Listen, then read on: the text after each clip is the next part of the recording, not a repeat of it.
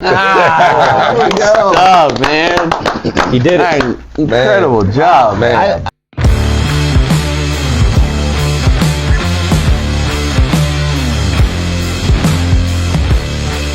Sports show. I got Mr. Jarad Young with us, John Berger, Julian, Duran. I'm Coach Baker. We got a great show planned for you guys. How y'all doing? Y'all ready? Oh, We're rock and roll, baby. Last week of school, baby. Oh yeah, we're almost there. We're almost there. We're almost getting there. Well, before we jump into the top 3 plays and the highlights and all that, we'll just talk a little bit about everything that's kind of gone on over the last few weeks or the last week. Absolutely. Some big local headlines. Let's start with the fantastic run of the Tombstone Yellow Jackets baseball team. Found themselves all the way in the championship game, 2A baseball state championship.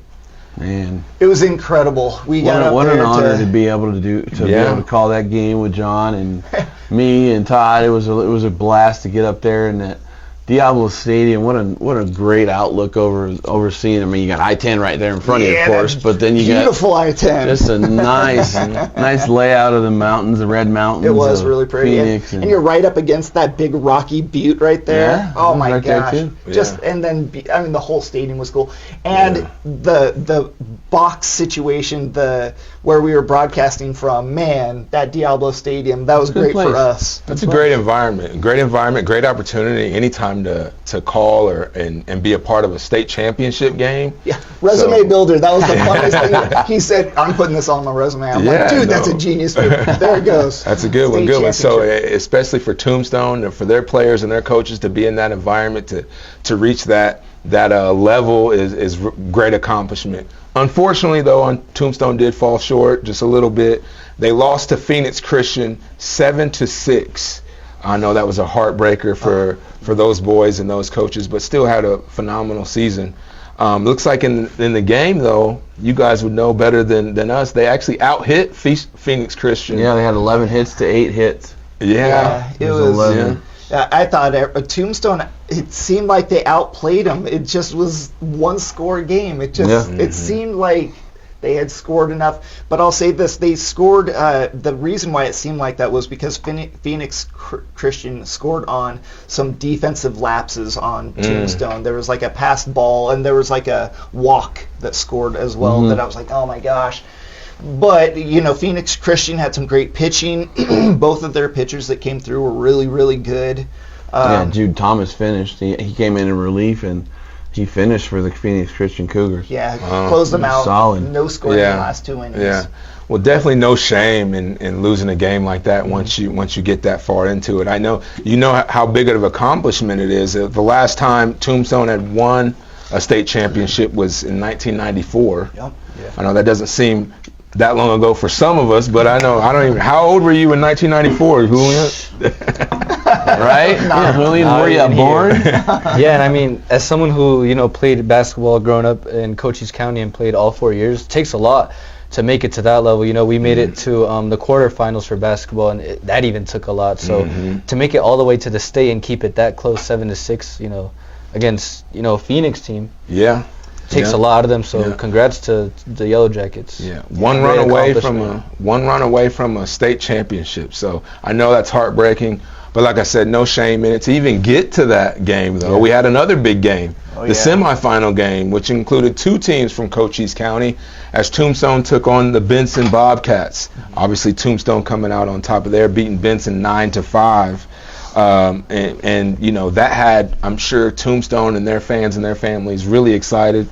The night before the championship game, it felt like everything was primed for a Tombstone state championship. For it sure. seemed like so. Yeah, it really felt like it. I think a lot of people believed that it was going to go the other direction. They had an incredible, well-traveled team. Yeah, everybody from families. Houston. Yeah. Lots of fans up there at Diablo Stadium, and my thing is for this overall, you look at this and you see all these schools from Cochise County. We are dominant. We're right there with everybody in this state. It's like our county. You got all these big schools coming from wherever, Phoenix Christian or whatever the case may be. 2A, and you got Tombstone, Benson, and Bisbee in the state playoffs. So Cochise County Absolutely. is a force to be reckoned with. And we were talking before the game, pregame with somebody up there, Bill McCullough from 520 Sports. It was a great having him on the show. He was talking about that softball team is in 8th grade in Wilcox. Yeah. I mean, we got McCumber's daughter, who's going to be a 4-year starter guaranteed on the Wilcox varsity softball team. So I mean, lots of exciting stuff happening on the diamond when it comes to Cochise County. So we're excited. I'm excited to see what happens. Even more, yeah. Baseball, we got a rebuild happening in Tombstone. Most of that team is back, and Bisbee's back. I think they're losing 2, maybe 3.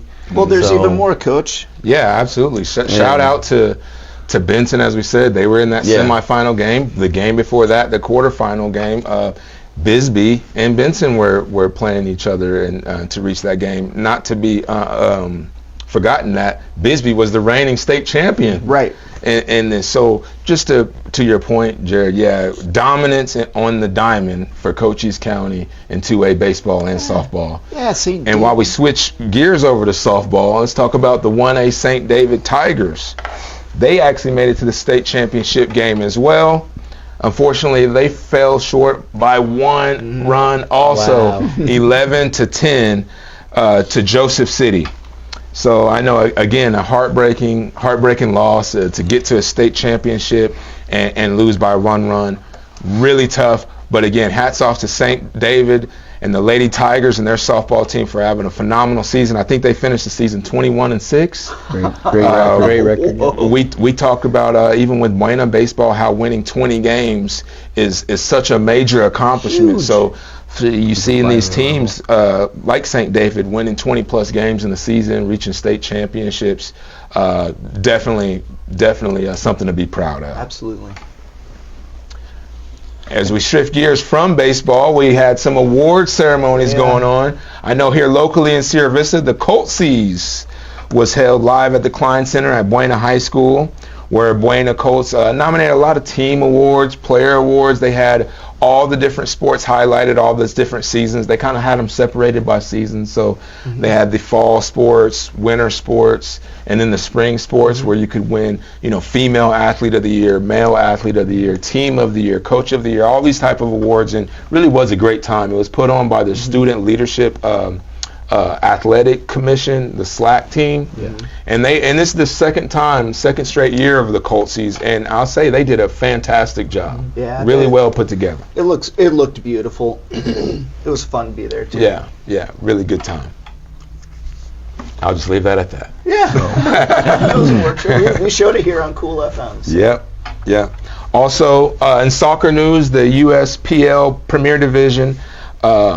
Coronado Athletic Club, that's more of the local. They were beaten by FC Congo AZ 4-1. So tough loss for Coronado.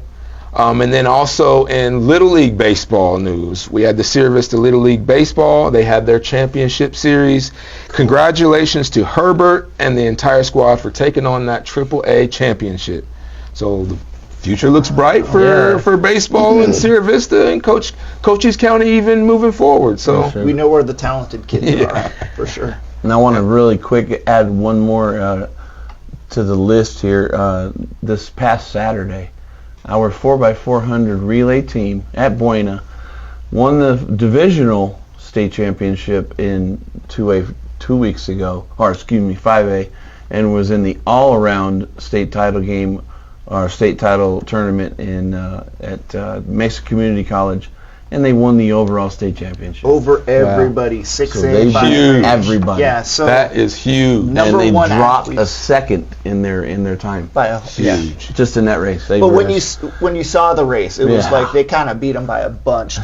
I think we had it on our sports page, so you guys can check it out on Cool FM Sports Live, and we'll be talking to Coach and those you're boys gonna have in you the said next, you're gonna try and get those guys in. Days. Yeah, it'd be good to see them interviewed, and I know they're on cloud 9 for sure right now. Yeah, shout out to them. We'll have to do some research to find out when was the last time Buena or any team in Coach County has accomplished something like that, to not just win state in your division, but actually go into Coach the Thomas Open. was there. Going back that far? Might be. That far? We'll have to see. So really, I'm glad you brought that up. That's a huge thing. So shout out to the coaches there, Coach Thomas. I know you probably know the athletes involved. With Ricardo Brooks, I know. Yeah, Ricardo. VJ. Jaden Thomas. And Tariq Howard. I know he was on that. He's an alternate. Team. Yeah. And somebody else I'm missing. Who is that? Spurley. Armani. Oh yeah, Armani. yeah. Just some incredible athletes. Some of them being multi-sport. He's going to run at Central Arizona for the next 2 years.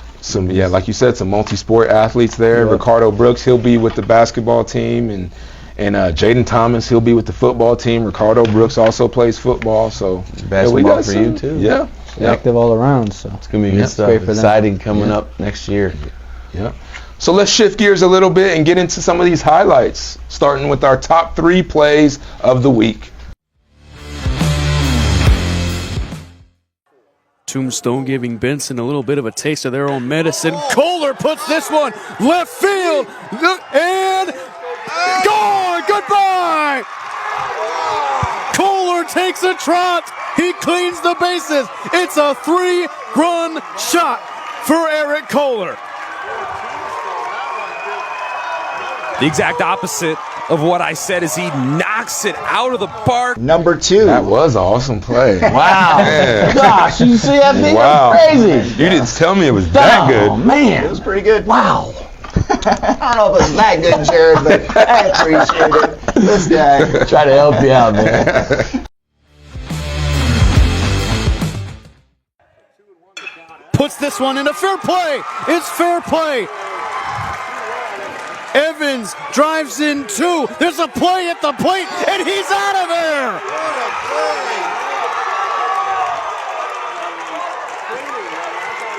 Wow, that's so fast. I barely saw it. It was a big deal, so I like that one. 2-1 count here for Paisley Gooding. Top the rubber here for St. David. Little blooper and a diving play. Jasmine Wise lays out and makes the snag to the delight of the St. David infield. Holy cow, look at that play. Wow, really is a good play. Wow, it really is. Jeez. It was pretty impressive. Great, impressive. Let's roll into action and take a look at how things played out on the field with some highlights. Baby. Yeah, so we got 4 sets of highlights this week, and first up we have Tombstone versus Benson for the 2A state baseball semifinal, as we talked about earlier, with Tombstone coming out on top 9-5. I guess punches this one into fair play. Does it get down, laying out for the catch, and the throw is off. Benson has a chance. 2-run score, and it's an 2 RBI single. Pitch, Franklin puts this one into play. Third baseman bobbles it a little bit. Franklin to chase, and it's good. Franklin's heading towards second. Turns on the Jets a little bit. The throw is not in time. Franklin with a stand-up double. DJ Elias punches this one to third. Bobbles it a little bit. There will be no play made at home. Franklin will score. Dawson Judd, the heavy hitter of the bunch, 522, pops this one towards right center field. Backing up, and that one gets through. Dawson Judd on his way to third, and he is in with a stand-up triple. Hank Moody, sophomore outfielder, had that error in center field. And look out, Caballero is going to come around to tie the game. The throw is not in time. Tombstone ties it. On the other side, DJ Elias puts this one into the alley. That one goes. It's into the corner. And look out, Franklin is headed home, and he is in with the slide. we'll see if he can close it out there. Here's the pop fly right back to Elias. And he's got it. Avoids the mound. No, he dropped it. He dropped it. Williams is caught in the pickle. And the throw to second. He's safe. The bases are loaded. Williams headed home. He's safe. Oh my. puts this one into fair play. It's fair play. Evans drives in 2. There's a play at the plate, and he's out of there.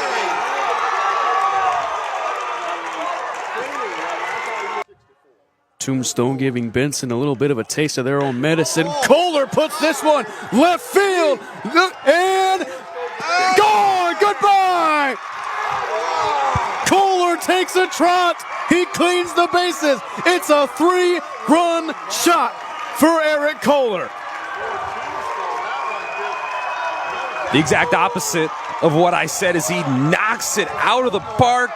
Tombstone has scored in every inning. Great snag from Evans. The Cinderella swirl. Puts this one into fair play. Do they get it? And he got it.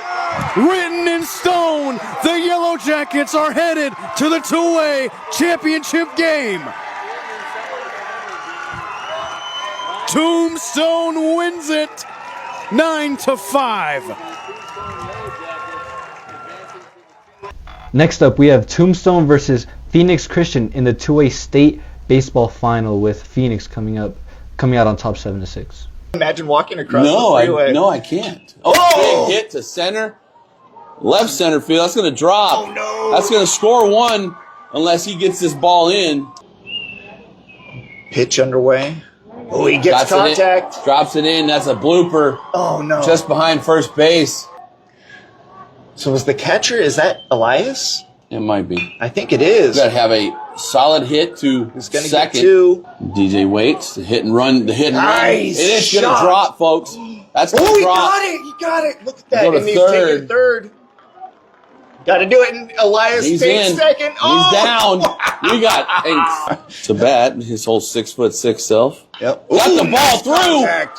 between third and short. He's gonna That's get gonna run 2. Two scores are gonna run in. Elias scores. And the pass ball to the catcher.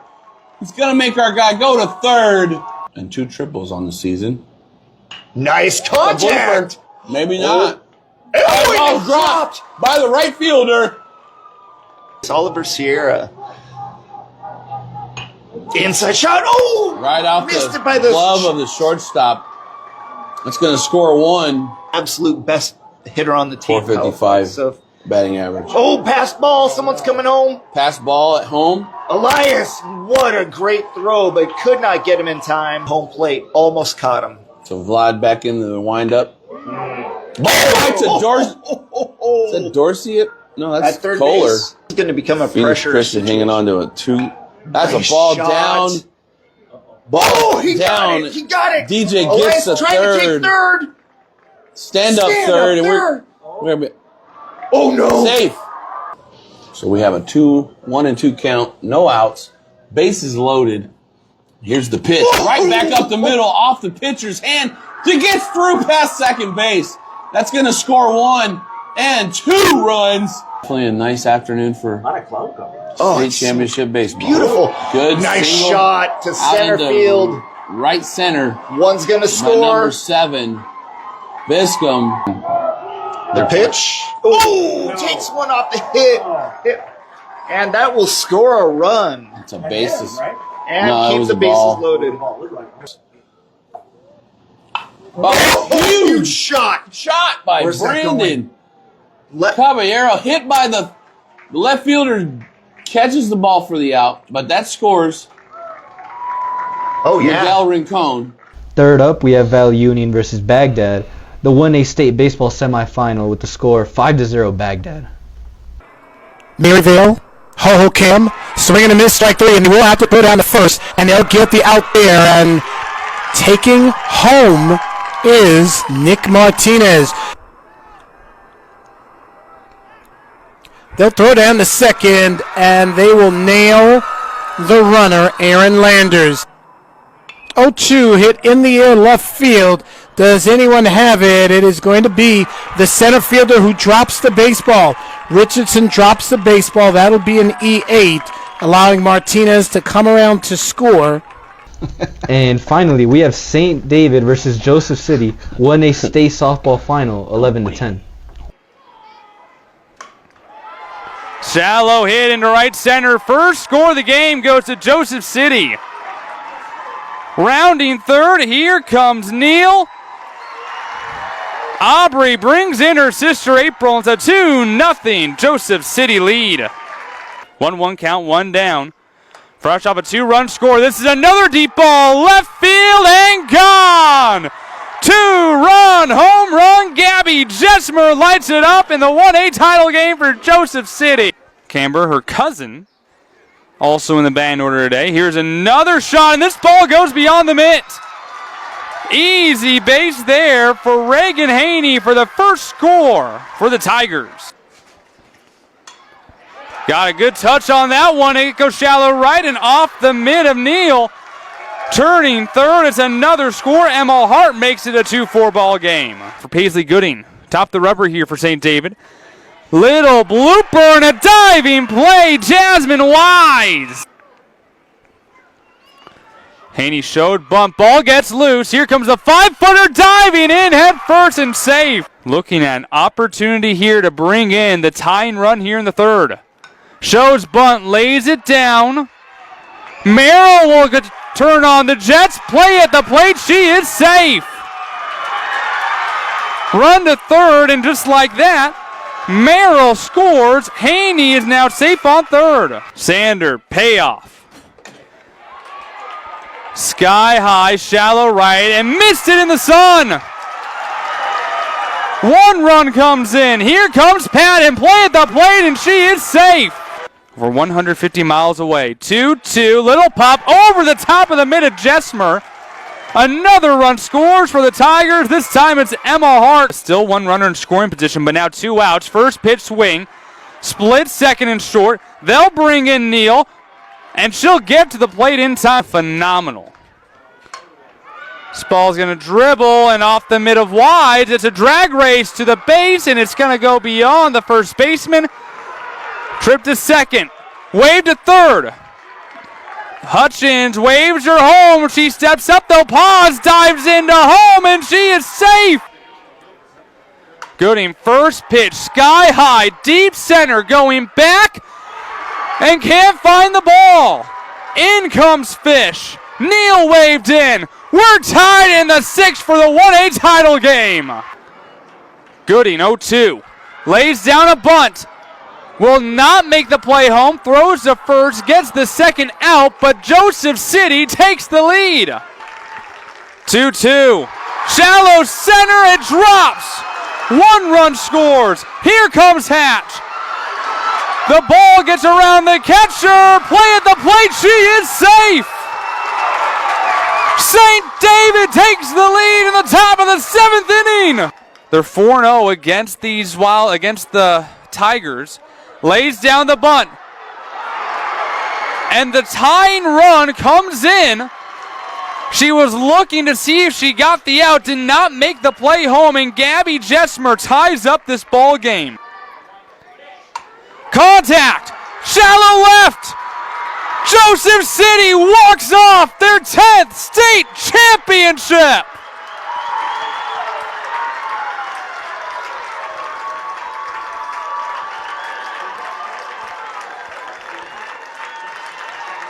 And we have all the scores from around the county on deck. But first, let's catch up with some special guests. It's time for On the Field.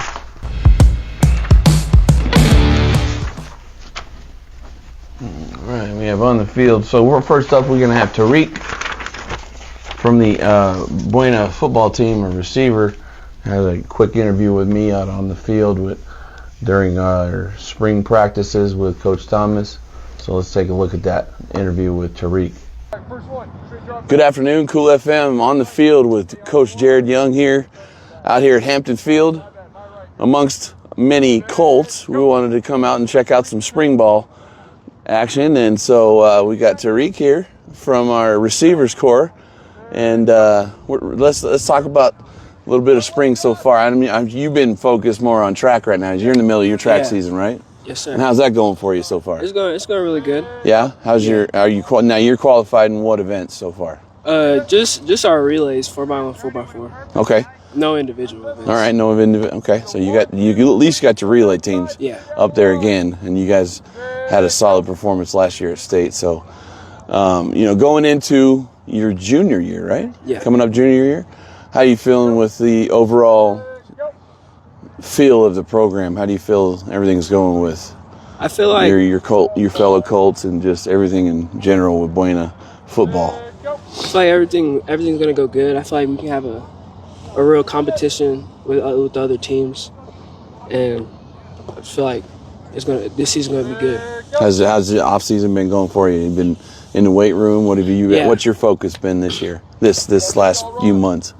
My focus, what I've been doing, obviously try getting my speed up and hitting the weight room up and getting more muscle on my body, and just that overall. Very important to do, especially because these 5A and 6A opponents aren't going to be no slack. Yeah. They're going to bring everything just like you guys do. So, good to hear so far for your off season. Now, what are your plans over the summer with after your track season's done? What are you going to be focusing on with sevens and that kind of stuff when you're in that heat of that season? My main focus will probably be getting looked at more by coaches, and for my defensive back and obviously receiver, having coaches look at me, getting looks. Yeah, getting looks, get some more film out there and that kind of stuff. Yeah, get some more film. We'll try and help you out as much as we can with Cool FM out there, and you can get some clips, and maybe you can take it and put it on your X account and all that stuff. So look forward to hearing some good things coming from you, and I know how you were going to be special when I saw you running at JCMS a couple years ago. I'm like, this guy's flying. Yeah. And he's gonna do some damage on the football field too. So I'm glad to see you're improving and growing and doing what you got to do. So keep it up, and we'll be talking to you and chatting with you throughout the summer. And so best of luck to you on the rest of your track season, and let's bring home another state title. Yes, sir. All right. Thanks for coming to talk to me. Have a good rest of your day. You too. Thanks. That was nice. Nice to see you learning how to shake hands all of a sudden right on film. Like this in hand.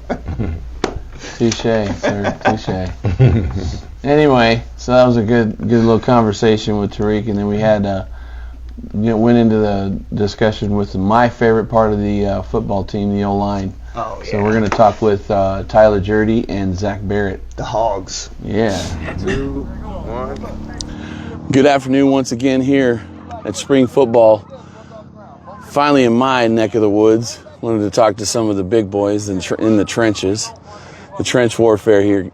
I'm talking to Tyler Jarad and Zach Barrett, returners from the offensive line last year. D-line as well. Yes, a little bit of D-line rotating in there. So share your positions right now. I play center and nose guard. Okay. I play D-end and left tackle. All right. So left tackle, as the man, as we all know from the movie, he's the blind side. He's got to make sure that our quarterback, whether it be whoever's in that pocket's got to be protected. So, you guys did a phenomenal job last season. Your numbers were there as far as one of the highest offenses as far as averages and that kind of stuff. I saw some stats. It was pretty phenomenal. So how do you feel like the spring football season's gone so far in these last 2 weeks? It's off to a way better start than it was last year. Good. Seems like a lot more kids are taking it serious and are really trying to put out effort. Good. Zach, anything? It just feels way more like relaxed, and like everyone here is like been here before, so we can go like way faster and not have to worry. Keep on trucking, right? Yeah. Yeah, that's good stuff. So, coming into the summer, you guys have your lineman competitions coming up at U of A and NAU and some other places. You're probably going to do some stuff. What has your off season been as far as not so much preparing for that, but what you've been doing in the weight room? You're coming off of some shoulder issues from last year, but I know you guys have probably put up some good numbers in the weight room. So let's talk about your weight room a little bit, or just some off season goals that you've been able to reach. Just a lot of lot of consistency. Obviously, just hitting the weights as hard as you can. Any bench numbers you want to talk about? Right now I'm at 275. That's which, good. Coming off the shoulder isn't terrible, but not where I want to be yet. Well, it's still where it's a good spot. It's okay. Zach, what you hitting in the bench area? Right now, 315 for 3, I believe. 315 for 3? Yeah. Wow. And I've been squatting 455. Wow. Tyler, what's your squat looking like? Last week I hit 455 for 2. Wow, that's incredible. Good numbers. And we want to hear those big numbers where you guys are at in the trenches. I mean, without having the strength in the trunk where we need it, you can't get too much done. Michael can't get through those holes, and you guys were doing a great job for Scrap and Lujan last year. So this year coming up is going to be even more damaging, and we'll have to see what's going to happen with these guys moving around. And what do you feel as far as before we talk about the schedule, how do you feel? How's it looking for your coming up senior year? You guys have any offers in the books? Anything coming your way for playing at the next level? Junior college, anything coming your way yet? Right now, for me, the most promising would be Western New Mexico. Okay. They're showing some pretty good interest.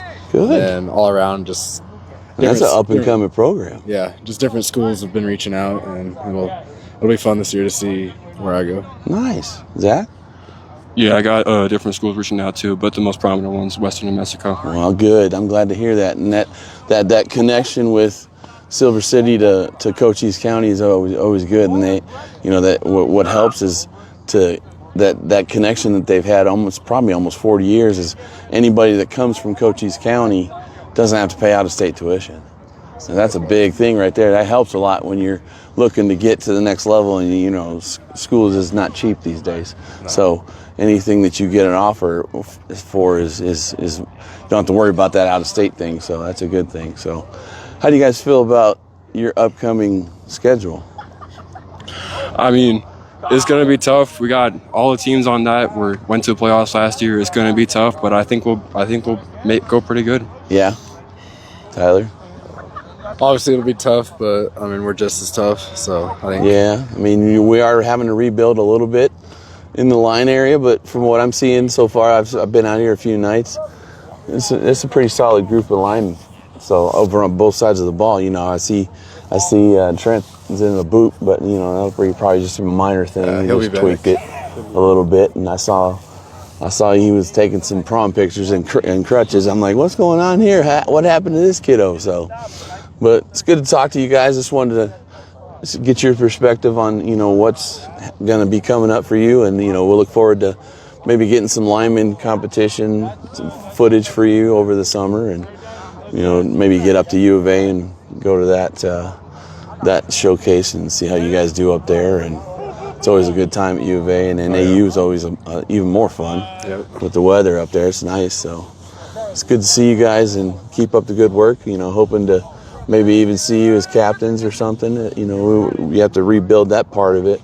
So, I'm sure you guys are going to figure out who's going to step up and then hope to keep everybody in that tight bond and keep working on that part of it, especially, right? Oh, yeah. All right. Well, you guys get back into your drills. It's good to see you. Thanks for giving me a little bit of time, and we'll talk to you soon. Take care. Big boys. Big dudes, good numbers in the weight room, and they're rebuilding a little bit on the line, and they've got some good core guys that are going to be surprising us with their presence on the team. I've seen some kids I haven't seen out there before, and I was like, where's this kid been all the time? He's huge. Yeah. So, and he's got, and all the kids had good feet, so we'll have to see how they pan out. Zach finished the season, and even having a broken arm, he kept playing, just wrapped it up, and did a great job of protecting for Nash and all those guys last year. So, the future's really bright for this, and then second toughest, if not the toughest schedule coming out of the works of all levels, 1A to 6A.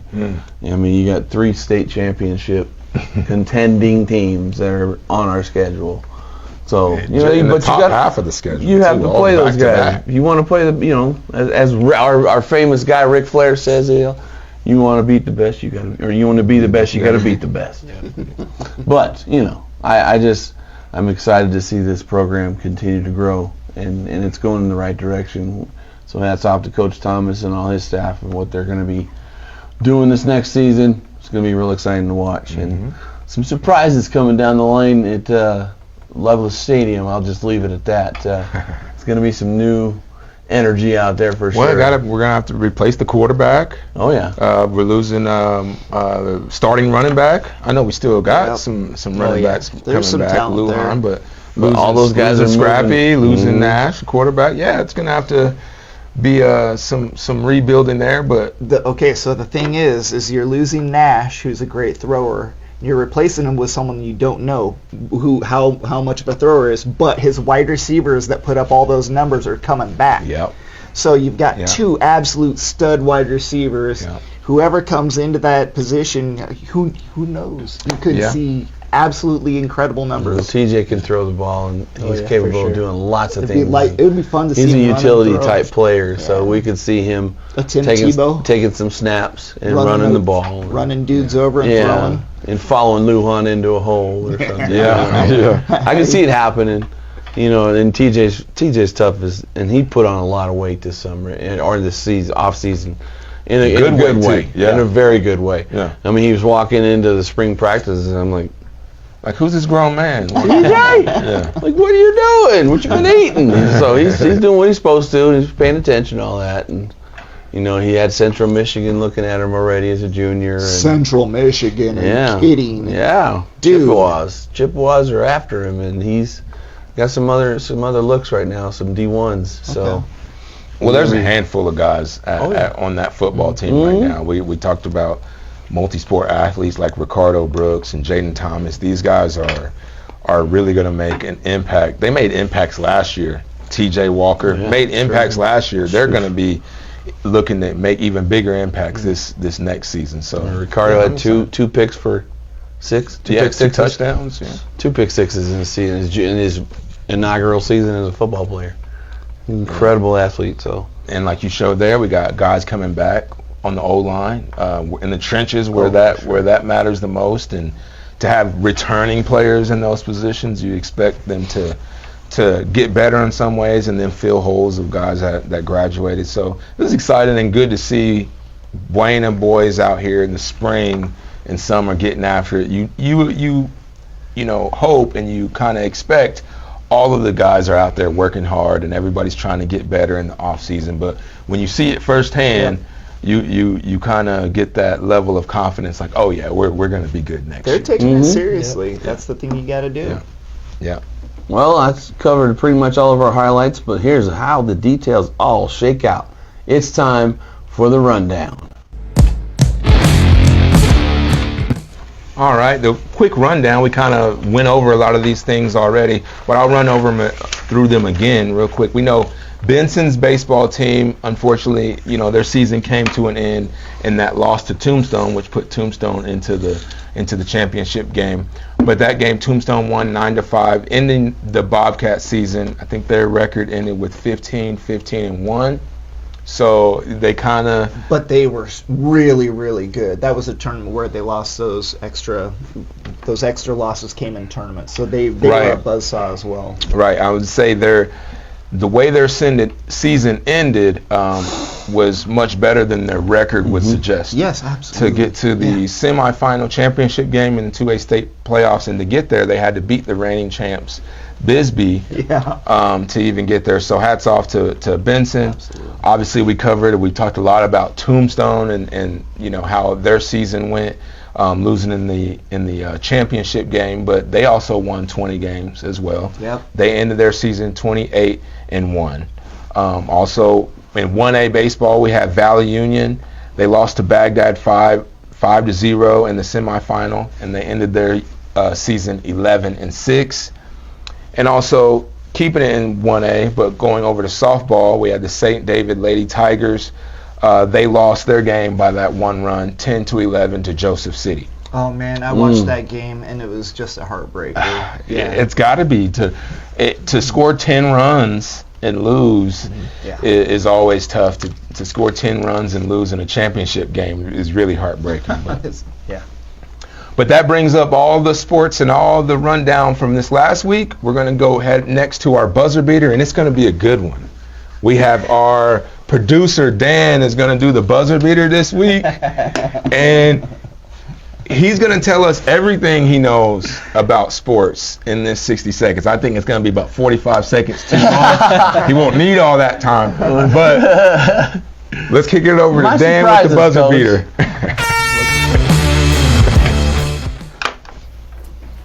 All right, so there are a lot of sports out there. Sports are basically a competition between two people or teams to see who's better at performing specialized behaviors, usually athletic in nature, although I won't touch that discussion. I basically see three groups determined by how you win. You have placement sports, where you basically have to get the ball or object where it needs to go, like golf, curling, basketball, soccer, that kind of thing. Then you have judgy sports, where you have to get the most points from the judges about how good you were, like diving, fighting, and all the Olympic stuff.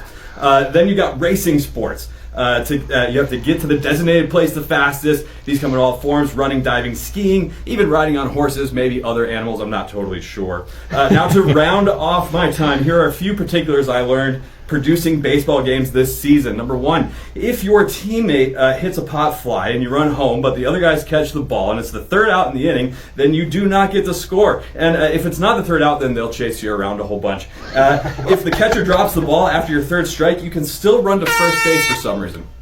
Yeah. My time's out. I have one more. If you keep hitting the foul balls, they just keep letting you do it. That's what I know about sports. Man. He did it. Incredible job, man. Buzzer beater. One, I'd like to thank Dan. Two, I'd like to thank ChatGPT. Thank you. For the first half of that buzzer beater was ChatGPT. The explanation of what a sport is. I love it. GPT to help me with that, and all its answers suck. So That's good stuff, man.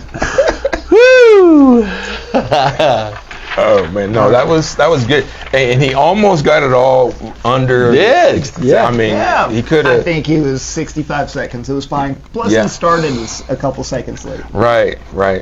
So, hey, good job. He actually knows more than I thought, at least for baseball. Absolutely. I mean, we'll have to do that every sport. So, when football season, we'll have to do a buzzer beater. What did you learn this year about football? What did you learn this year about basketball? Yeah, you learn something new every time, I guess. Now, there's a lot of sports going on outside of Sierra Vista and Cochise County as well, too. Let's talk about it. We have NBA-based basketball, playoff basketball going on right now. There was also just the NBA draft, which had some big news in it. The lottery. The lottery and with the draft. Come to find, or the draft, I should say the lottery. The draft is going to come later, even though it should be obvious who the number one pick is. Oh, we all know. I've been talking about him all Cooper season. Flag. Mr. Cooper, yeah. Cooper Flag, more than likely going to the Dallas Mavericks, who won the lottery. The guy is a 6'8" shooting guard. Now, he's listed at 6'9", but they measured him. It's 6'7" and 3/4", right. And he's a shooter. He can play defense on the inside and on the perimeter. He can play anywhere. He kind of reminds me of a taller version of Tracy McGrady a little bit. Like maybe not quite as athletic, but the passing skill, the shooting skill, the perimeter and the post defense. Oh, yeah. I mean, there's a lot of good that comes out of his game that I don't think people know about yet. Yeah, I think he's locked that spot and secured himself as the number one pick. He's probably had that spot secured for 2 years now. Yep. It was Wembanyama, and then everybody Flag. knew Cooper Flag was the next guy. Even in last year's draft, he would have been first if he was able to. He would have been first next year too. The only person. The interesting thing about that is when you put yourself in that position, you really have to prove it. Because when you're the number one guy and you're going into your freshman season in college, you have the target on your back, and you can pretty much only go backwards because of where you're starting as far as height. But he lived up to every bit of the hype. Duke went all the way to the Final Four.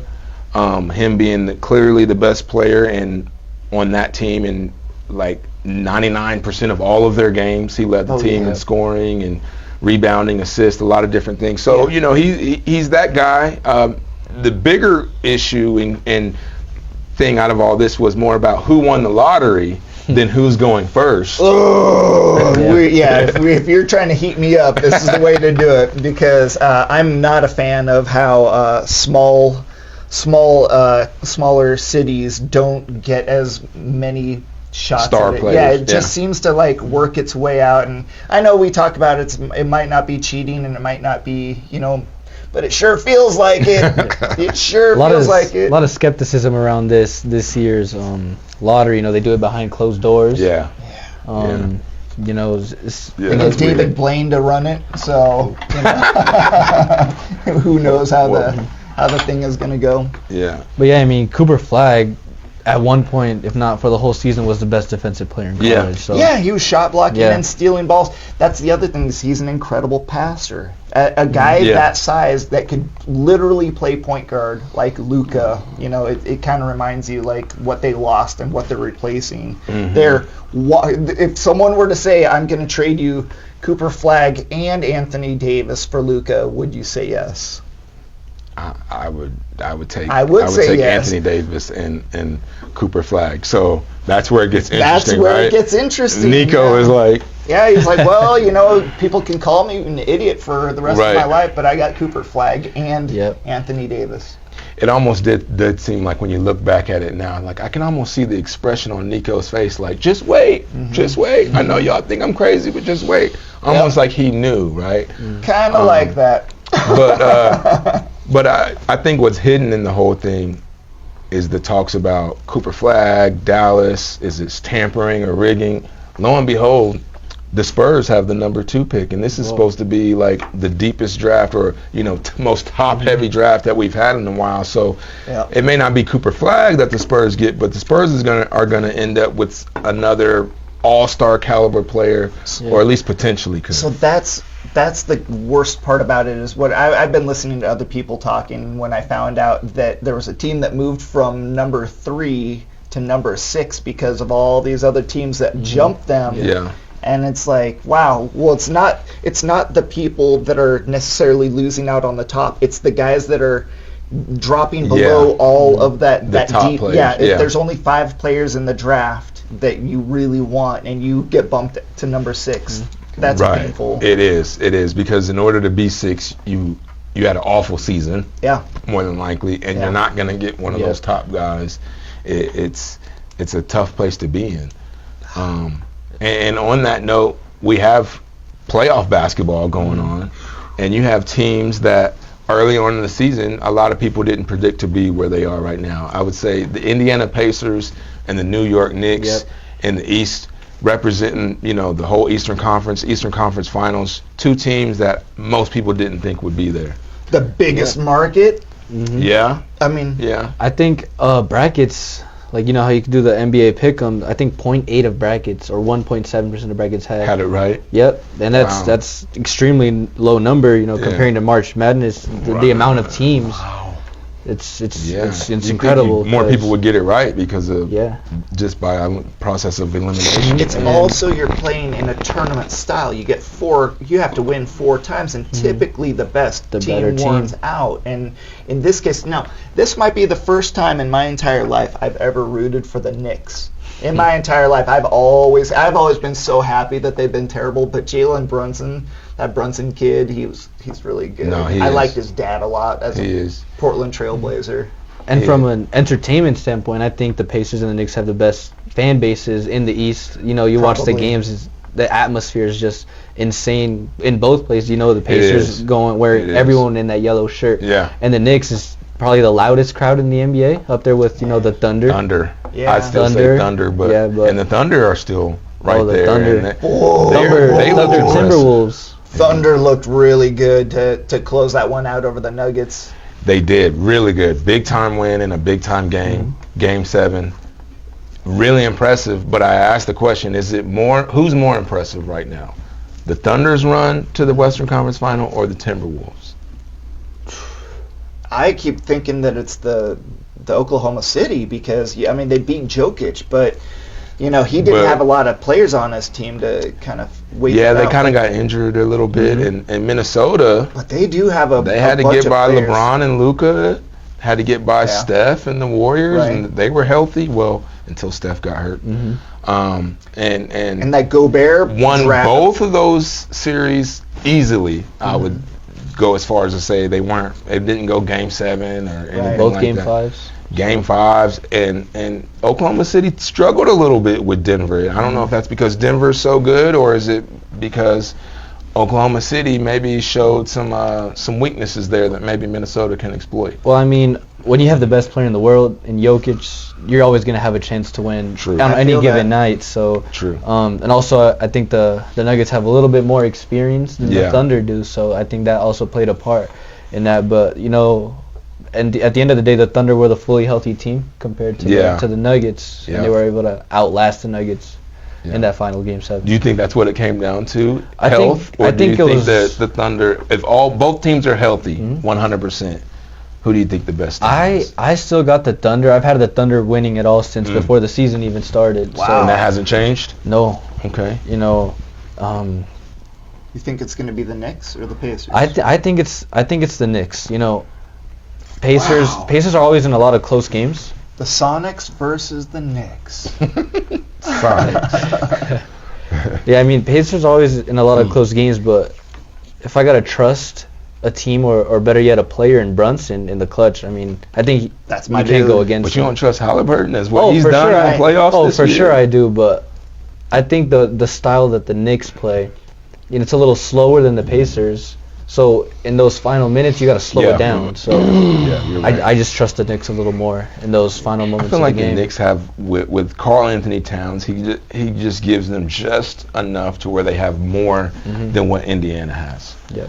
I don't expect Karl Anthony Towns to just dominate the series, but I think his 2010 games, his 25-12 games are going to be more than what like Pascal Siakam can give them, they can give Indiana. So it's going to be a lot of Halliburton versus Brunson, and maybe that's a good matchup where they kind of give and take a little bit, but who's your second best guy and your third best guy? And I think the Knicks have better role players, Hart and other guys that can defend, and Mitchell Robinson and guys that can defend and score, namely Karl Anthony Towns, who could give you 30. I don't think he'll average 30, but he may have a game or two where he gives you 30 points, and I just don't know if Indiana has another player that can do that. Yeah. And the Pacers' leading scorer is Siakam, but OG Anunoby, just elite defender, and they used to play on that same team in the Raptors back in the day. So I feel like Anunoby has a little the inside track higher on him, advantage against Siakam. So I just did not like Siakam in the last series, and so far this year in the playoffs. But we'll see. I don't like him. I think he reminds me of Tayshaun Prince. So at the end of his career, you're like, oh my God, the guy was amazing. But while he's playing, he plays just above the good level, and he's so unrecognized. And then you realize at the end of his career, he's pretty good. He was there at the end for every clutch games, clutch moments, always passing the ball to the right guy, getting a steal, being in the right spot. I always felt like Tayshaun Prince was a little smoother. Siakam, I don't really trust him with the ball. To me, he's a slasher, a finisher more when he scores. But still a borderline all-star player. So we'll see. Those Eastern Conference all-stars they're not really all-stars. I probably shouldn't say that. So, and then for the rest of, as far as back to local, I know baseball season's over. School is getting ready to be out. Some playoffs due for these little league. That's guys. what I was getting to. Okay, school is out. We're going into summer sports. Sure. Locally, there's going to be a lot of youth sports going baseball, even basketball and football. Buena High School is going to have all of its in-season sports. They all have summer programs where the athletes and teams are trying to get better, and we'll be looking to bring as much coverage of that as we can here at Cool FM Awesome. Live. I heard that there's 10 teams in the adult basketball league, Coach Baker. Oh, really? Yeah. So we'll have to see if we can cover some adult basketball. Are we going to see someone play? Maybe the championship game. I don't know if we want to. I don't know if we want to see all those games. All these old heads out there. Exactly. But there'll be some young guys out here. I think. Are you on a team? no, not. Oh, Okay. well, you know really what? oughta. We need to have a Cool FM team and get all these young next guys. summer. Yes. Yeah. I Next need summer. to get my maybe even a winter surgery. team. Maybe a winter team. I'm We'll see. falling apart at the moment. I've got 3 surgeries that come in. I'll so coach. Shoulder. John, we're not talking about playing. I want to play. I want to play. I want to play. I want to play. I love basketball. Well, that'll do it. Thank you for tuning in to the Cool FM Live Sports Show. For Jarad Young, John Berger, Julian Duran, I'm Coach Baker. We'll see you next week.